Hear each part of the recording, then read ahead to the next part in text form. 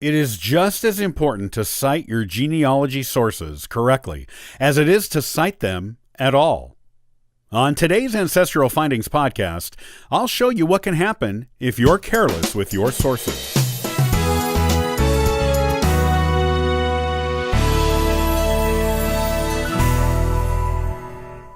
One of the most important parts of genealogy is citing your sources.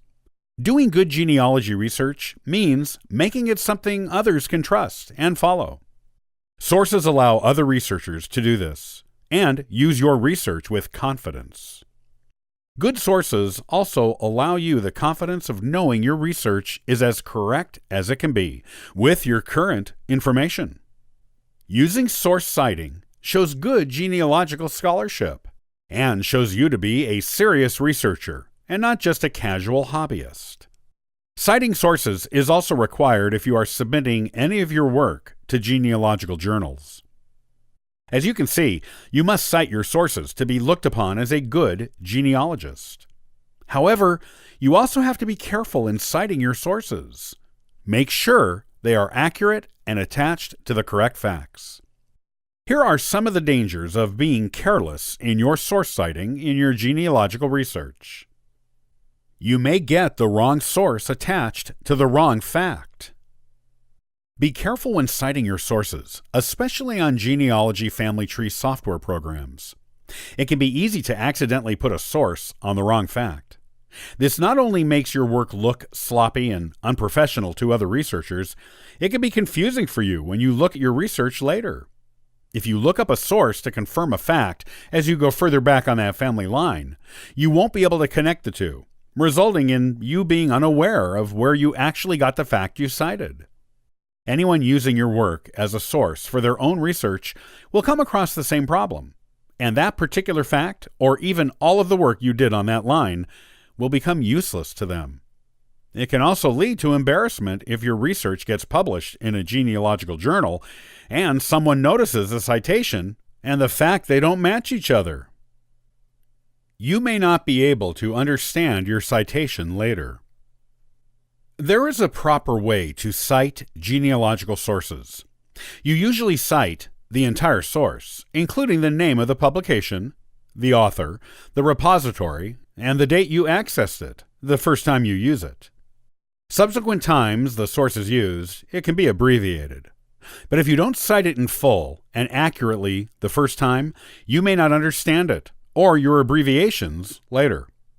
Don't think you won't ever need to check a source again. The more work you do on a family line, the more likely you are to need to use your sources to reconfirm information. If you have recorded your sources in any way you can't understand them later, they will be useless to you. It is well worth it to invest in a book on how to properly cite genealogical sources for this very purpose. Evidence Explained, Citing History Sources from Artifacts to Cyberspace by Elizabeth Shown Mills is considered the definitive publication on the subject. You can get people and family lines confused with each other. Many families reuse names again and again over the generations. There are also surnames that are quite common, and if you have different family lines in the same area with the same surname, it can get confusing keeping people straight. Making sure your source citations are accurate can keep people straight for you. If you don't cite sources, or cite them incorrectly or illegibly, you can easily get people confused.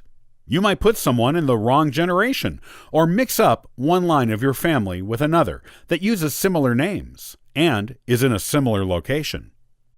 Good, careful source citation minimizes these risks and ensures you have an accurate family tree where everyone is where they are supposed to be. It may seem like a hassle to write or type your sources for every genealogical fact you include in your family tree, but it's worth it. It is also worth it to take the time to do it correctly.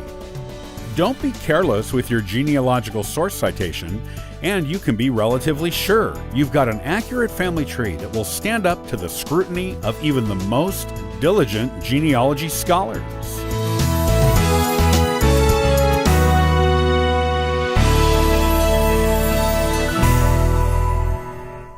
Did your ancestor work for the railroad? If so, you'll want to explore railroad records to find out more about them on the next episode of the Ancestral Findings podcast. Thanks for joining me today. I'll see you next time on the Ancestral Findings podcast. And for further info, you can visit us at ancestralfindings.com. Copyright by Ancestral Findings, all rights reserved.